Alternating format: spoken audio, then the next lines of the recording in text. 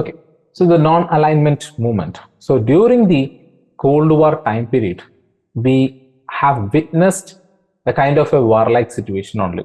It was not a hot war, but it was a cold war of words and ideologies. But anytime it can actually end up in a hot war also. So that was the situation we were going through. So that time period, the certain countries and certain leaders, they sat together and they discussed about the need of a neutral organization. Neutral organization, which means they are not supporting the capitalist powers or not supporting the socialist powers or communist powers, which means not supporting USA and its supporters and not supporting the USSR and their satellite countries. Okay, so like that only they have actually started the non-alignment movement.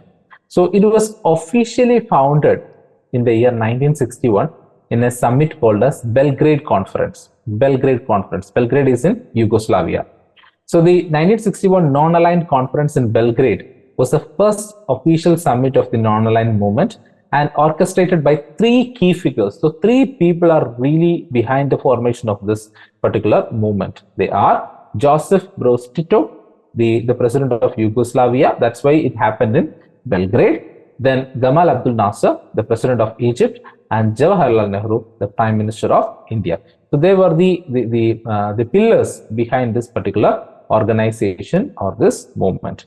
And before this also, there were ideas regarding the formation of such an organization, and that was reflected in a conference known as Asia-Africa Conference, which was held in the year 1955 at a place called Bandung in Indonesia. 1955, but that time they didn't form this organization. They didn't get the shape of this organization. But in 1961, it was announced, it was declared to the whole world that there is an organization, there is the summit happening. The main idea behind that is the non-alignment. Okay, now what are the key features of the non-alignment? Key features of non-alignment.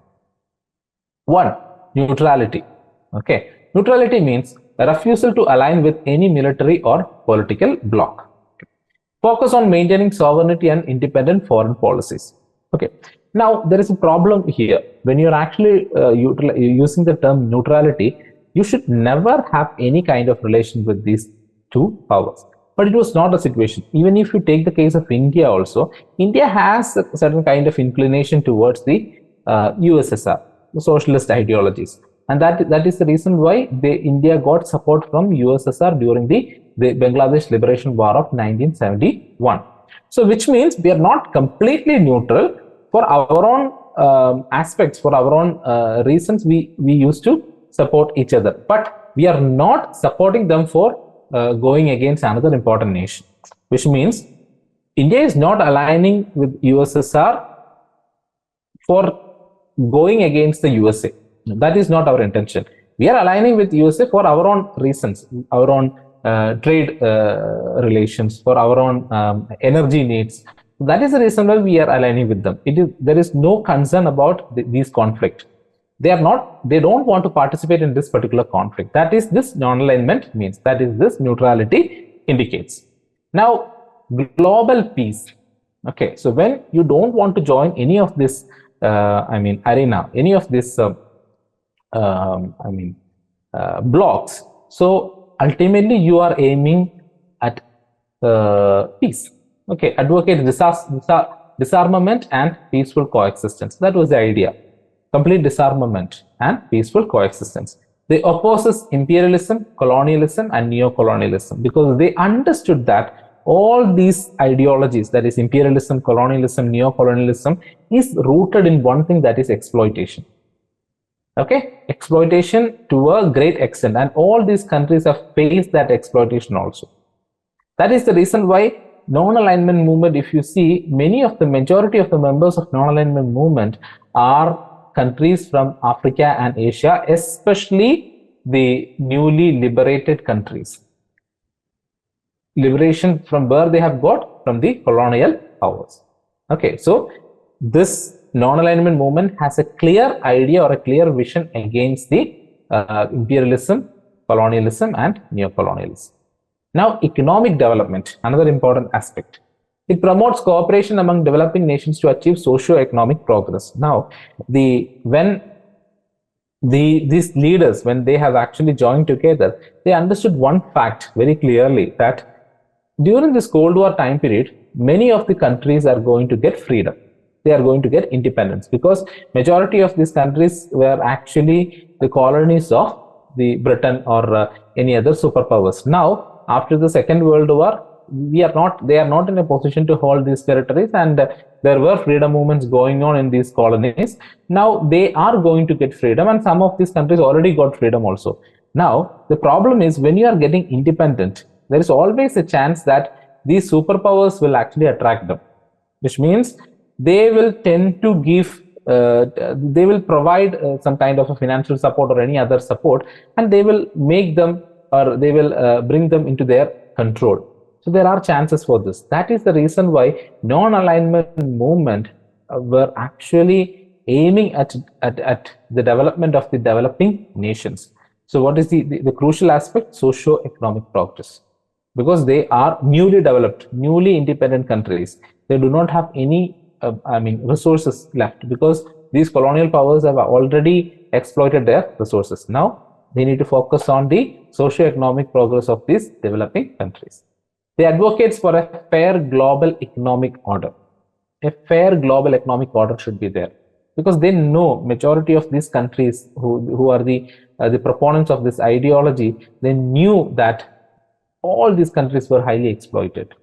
They do not have any resources left. Now we need to support them. Then anti-colonialism, already we mentioned, supports the independence movements of colonized nations and stands against racial discrimination and apartheid. Any discriminatory activities, any exploitative activities, the non-alignment movement was against that. That's the reason why they were against the racial discrimination and apartheid. Now, they focused on multilateralism.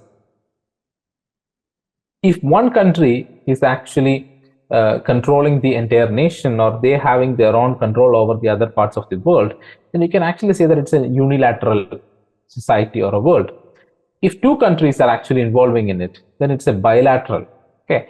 Then if three countries or more than two countries is involving in relations, we can say that it's multilateral. So here their focus was on multilateralism. Emphasize the importance of United Nations and multilateral policy. So what is United Nations? Very, very clear that it is an organization of almost around 194 countries. So which means more than three countries or more than two countries are actually involved in this organization. So why they are actually organized there? For mutual coexistence, mutual cooperation, then establishment of peace and security in the world. These are the important ideologies. So they are working together. That is multilateralism. So this organization, if you look at the members, the followers of this organization, also aiming at multilateralism. Now, who are the founding members? Already we mentioned about three important personalities, and there are two other people also. One is Jawaharlal Nehru from India, Joseph Broz Tito from Yugoslavia, Gamal Abdel Nasser from Egypt, and from Indonesia we had Sukarno. Then from Ghana we had Kwame and Nkrumah. Okay, these were the leaders who were the earlier supporters or the proponents of this ideology called non-alignment movement. Now, what are the objectives of non-alignment movement? The focus. There should be a vision for this organization also, right? What are the objectives?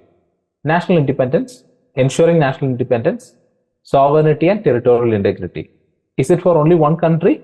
No, for all the countries. They should have their national independence, they should have their sovereignty, they should have their territorial integrity. Which means if they have their sovereignty and territorial integrity and independence, then they will be able to take decisions on their own. They will be able to come up with businesses, so they will be able to come up with sustainable models for living. Okay, they can be self-reliant in nature. So these were the ideas behind the feature, the main objectives of the non-alignment movement. Now, promote equality among nations. Already there is disparity existing. That is the reason why the whole world is divided into two blocks. Okay, so the USSR bloc and the USA bloc. Now they do not want that. There should be equality among the nations. And how you can actually promote equality? By supporting others, you can actually uplift them, and you can come into an egalitarian society. Then advocate for peaceful resolution of conflicts. Very, very, very important, because we have already faced two important wars and we have already seen its consequences. Now we do not want any other war to happen. So we always want to solve the disputes with certain kind of peaceful resolutions through talks, if possible. That is the best thing. Okay. Then they encourage cooperation among developing nations, South-South cooperation. So what is the South-South cooperation? So this word should be very clear to you. If you look at the entire globe, you can see that there is something called as equator going on. In the middle of the globe, something is equator, which actually divides it into northern hemisphere and southern hemisphere. So here they are talking about the southern hemisphere countries. That is the South-South cooperation. So because almost all these colonized countries, not colonial powers, but the colonized countries, you can actually see in the southern hemisphere only. So that is this South-South cooperation. Then resist domination by superpowers. Okay, so not only that, now already two superpowers are there. We need to resist their involvement also. So into their activities, into their independence, these superpowers should not interfere. If they are interfering, then the non-alignment movement will actually take that initiative to go and discuss with them to solve this problem in an amicable manner. That is their idea. Then what is the role of India here? First one of the chief architect of this the movement is our own Prime Minister Jawaharlal Nehru. And the core ideas of the Panchashil principles you can actually see in the NAM objectives also, or the NAM features also. The 5 principles of peaceful coexistence. Actually, this Panchashil principle we have agreed, or we have signed with the China. 5 principles, Panchashil principles. Okay, so this is an activity for you. You can actually go and search what are all these 5 principles which we had actually agreed with China in the year 1954. Then what is India's strategic importance? Position itself as a leader of the developing world. Okay, so India, one of the major steps India took was India positioned herself as the leader of this entire developing nations, especially the newly independent countries. Balanced relations with both superpowers and while focusing on national interest. Because every country, any country you take in the world, no, they all have their own national interest. Okay, so that is the reason why we have our own inclination towards USSR for the protection of our national interest only. Okay. For the protection of our own national interest. So by focusing on our own national interest, we were able to maintain a very cordial relation with both these superpowers. We were able to balance the relation between both these superpowers, that is USSR and USA. So that was India's strategic importance or position during that particular time period. Now, in today's world, what is the relevance of NAM? So these things you need to think, okay, you need to come up with your own ideas also regarding this. What is the relevance of NAM today? Is it relevant, really relevant today? Okay, so first one, addressing the global inequalities, because it was already there in their feature, addressing the global inequalities. The diversity should be removed. So this global inequality should be addressed, and NAM can actually interfere in that. Tackling issues like climate change, terrorism, and economic disparity, because all these problems, all these crucial problems like environmental problem like climate change, or the security problem like terrorism, and the economic problem like the disparity, all these are actually affecting all the countries. So as an organization, as a movement, then you can actually take a role in countering these things and also to come up with a solution for these problems. Now, advocating for multipolar world order. Okay, we do not want a unipolar world where one country is having the entire control of the world. No, we do not want a bipolar world where the situation existed during the Cold War time, USSR and the USA. Everybody was looking at these two superpowers only. So that was a bipolar world situation. But we, as India, as a non-alignment movement, they really want a multipolar world where every country has their own role in their own impact in this particular world. So that can be a country or that can be organizations also. Okay. Then what are the certain criticisms, certain views against non-alignment movement? Perceived as lacking cohesion and effectiveness post-Cold War. So after the Cold War, it's like the relevance of the non-alignment movement ended, because why it was actually formed, the sole reason for its formation was to not to align with any of these superpowers. That's why it got the name non-alignment also, right? Now, after the Cold War, after the superpower rivalry ended, now there is no relevance for them. There is one criticism regarding them. The second criticism is member nations occasionally aligned with superpowers for strategic benefits.